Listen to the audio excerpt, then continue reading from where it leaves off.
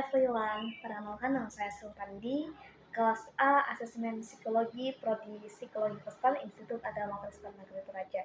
Jadi di dalam video ini saya akan menjelaskan sekaitan dengan asesmen di dalam dunia kerja. Nah, kira-kira apa itu asesmen di dalam dunia kerja? Jadi, asesmen di dalam dunia kerja itu merupakan suatu alat yang digunakan oleh HR untuk menilai kecocokan seseorang untuk menepati posisi tertentu. Jadi di dalam asesmen itu yang dinilai itu bukan hanya sebatas kemampuan teknis yang dimiliki, tetapi juga tentang kepribadian, kemudian bagaimana cara berpikir, dan bagaimana caranya menyesuaikan diri dengan budaya perusahaan. Metode asesmen yang biasa digunakan di dalam dunia kerja itu ada psikotes. Psikotes ini digunakan untuk mengetahui kepribadian. Kemudian ada tes keterampilan untuk mengetahui sejauh mana skill yang dimiliki oleh calon kandidat ini di dalam posisi tertentu. Kemudian ada tes wawancara, kemudian ada asesmen center. Nah, asesmen center ini calon kandidat ini diberikan bayangan tentang situasi dunia kerja yang sesungguhnya. Jadi di situ kita lihat bagaimana kira-kira calon kandidat ini menyelesaikan suatu masalah di dalam suatu pekerjaan. Dalam dunia kerja, asesmen itu biasanya digunakan pada tahap rekrutmen, promosi, dan talent mapping. Nah, yang pertama itu pada tahap rekrutmen. Pada tahap rekrutmen, asesmen itu digunakan untuk memastikan kesesuaian antara kandidat, pekerjaan, dan organisasi. Jadi dengan asesmen itu kita bisa lebih objektif. Kemudian kita bisa tahu yang mana benar-benar cocok dengan posisi yang dibutuhkan pada saat itu.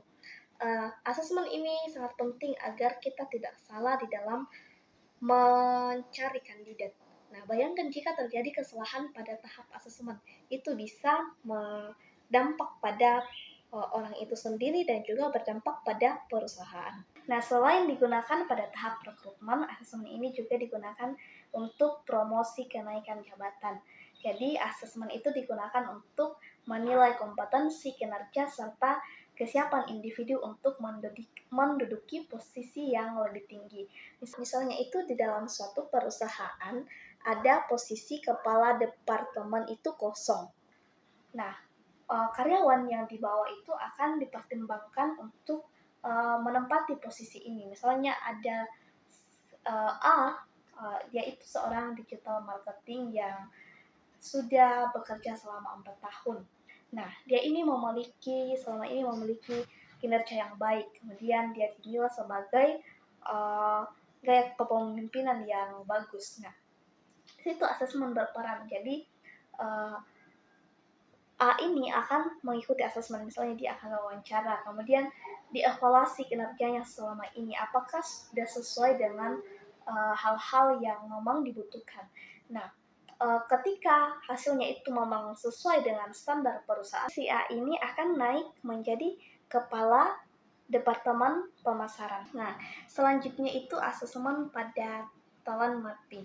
Nah, asesmen pada talent mapping itu berfungsi untuk mengidentifikasi kekuatan, kelemahan, minat, dan potensi jangka panjang dari karyawan. Nah, hasil asesmen itu digunakan untuk memetakan talenta ke dalam kategori tertentu sehingga itu dapat memudahkan organisasi untuk menyusun program pengembangan atau pelatihan tepat pada sasaran.